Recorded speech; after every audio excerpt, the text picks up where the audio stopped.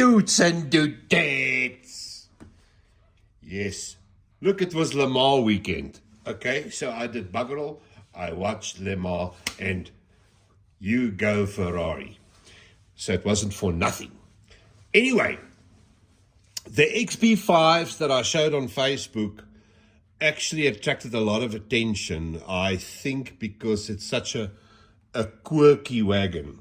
It's like a Citroen Palace or a Fiat Multipla or a Nissan Juke or my hairstyle, quirky.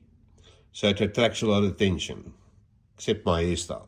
But anyway, so I thought, yeah, there was also guys that asked me for STLs. Now, dudes, I do this for a living.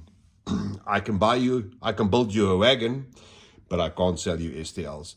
You know, a STL is a very difficult thing to put a value on, because how do you pay for my time measuring these things out?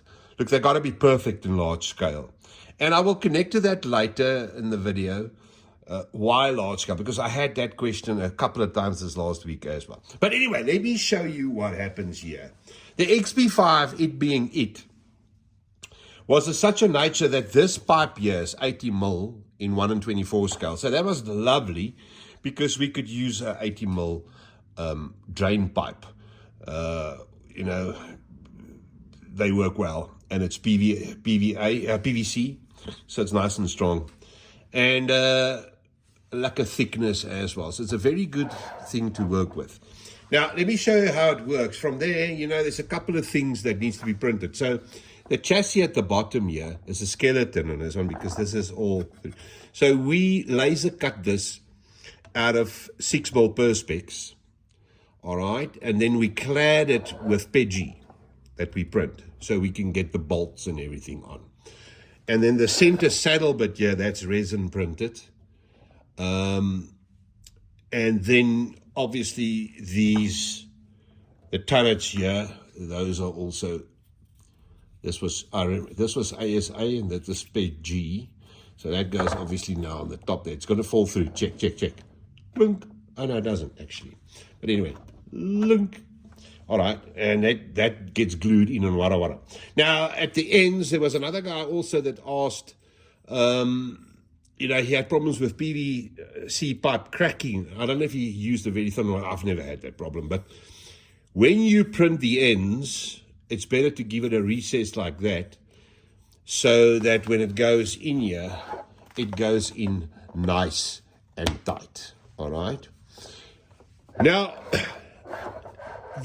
again, obviously, then we have our side frames. These were still printed in PEG, but it's got the bearings that turn. So these were like the middle ones, and wara. Now, so you can see that, you know, there's very few things on this wagon actually that has STLs. A lot of it is custom built. Now, therein lies the problem, because this is a PVC pipe. There's bugger all detail on this thing. Okay, so now I'm going to show you when we move from this to what I've done the last couple of days over Le Mans and all that stuff.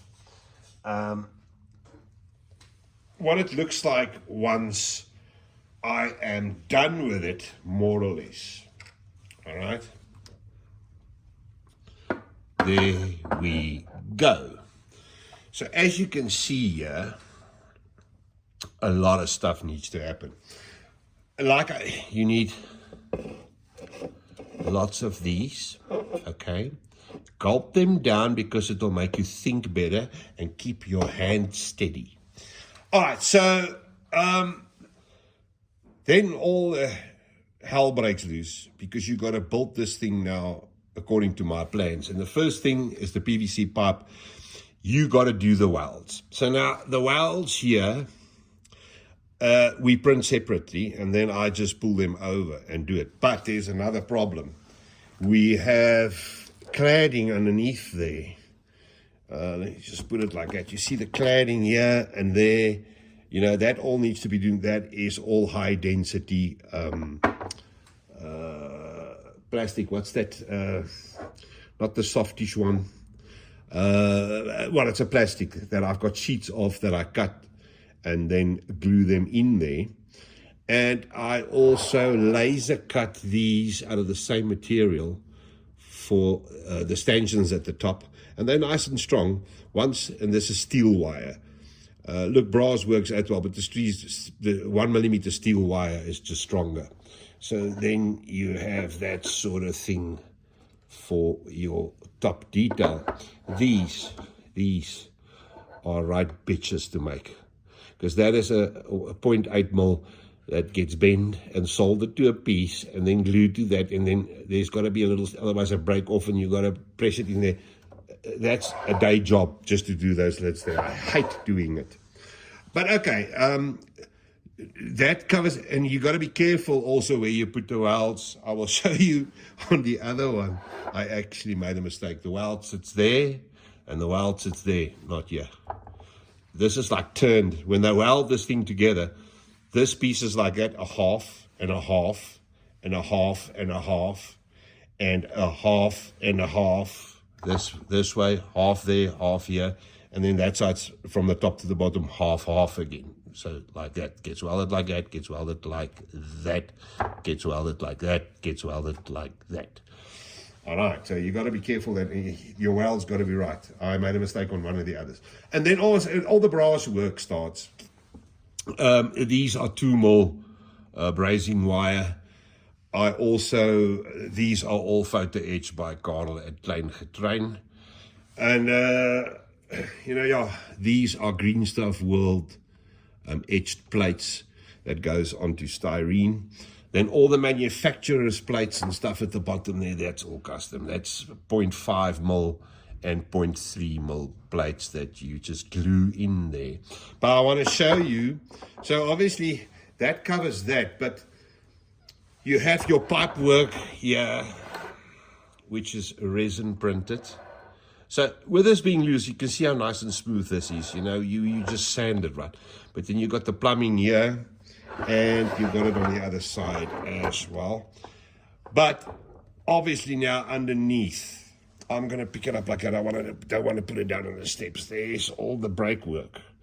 So that's all your vacuum lines, brake pipes, brake pots, mechanisms, everything going through. Now you will see on this one, I've used wood, this 3 mil MDF, because I ran out of material. Normally that is 3 mil Perspex. But it doesn't make a difference. Once it's painted, you won't know. And all the little detail things, like for instance, this little plate here, that little plate over there, this one, and then all the brackets where the steps go onto it. You got to drill a hole. You got to put a pin in there so that it looks right. Lots of people ask me, well, why do you do large scale? That's why I do large scale, because you can see the brackets there.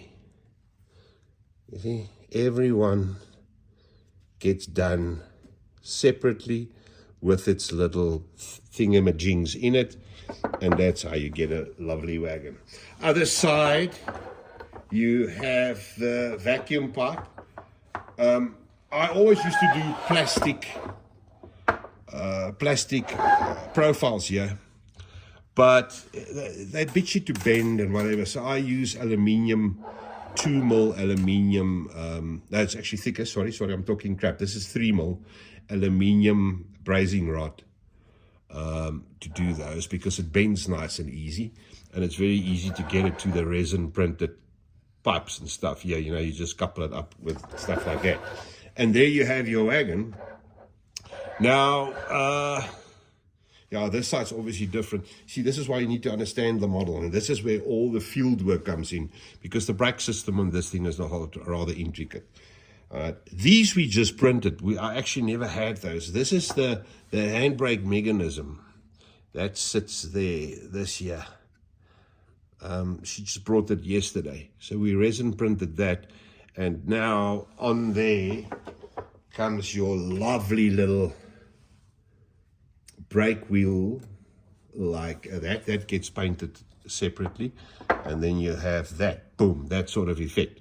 And now, okay, after everything is done and dusted, and you play your cards right and everything is cool, it should look like this. It's got to be decal then.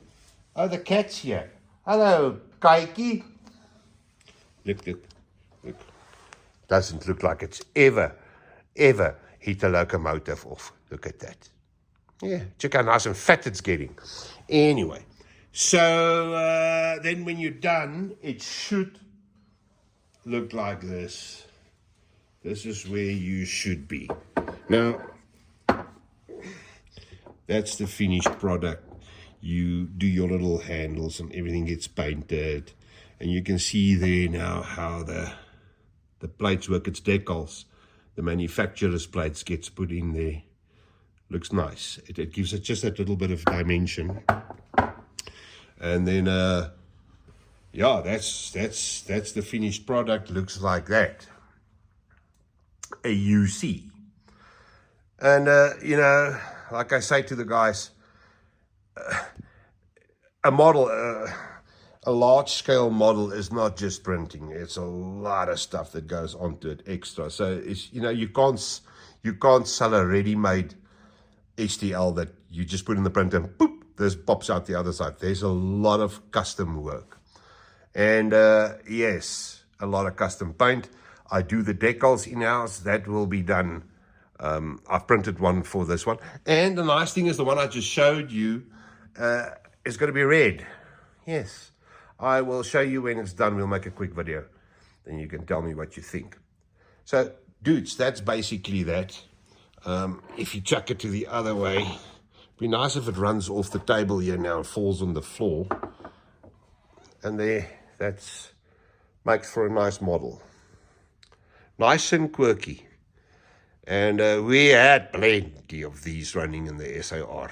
And Spoornet and Transnet Freight Rail and whatever. They're still running. Right from the late 60s to now, they're still running. So, okay. So that's basically what needs to happen. When you're done, this we just glue in. I need to glue this one still. You just glue in the steps at the top there. So that they're nice and flush. There's the warning for the overhead lines. The oaks don't shock themselves to death when they go open the hatches. And boom. An XB-5 all done. Underneath, once painted, looks something like that. You see. That's when it's all painted and nice and pretty. And everything's done. I would one day like to actually couple this up to the trapezium here so that you have the brake system 100% complete. But because we got sharper bends, that will be nigh impossible. All right, dude, so that's basically that. I just thought I'd show you.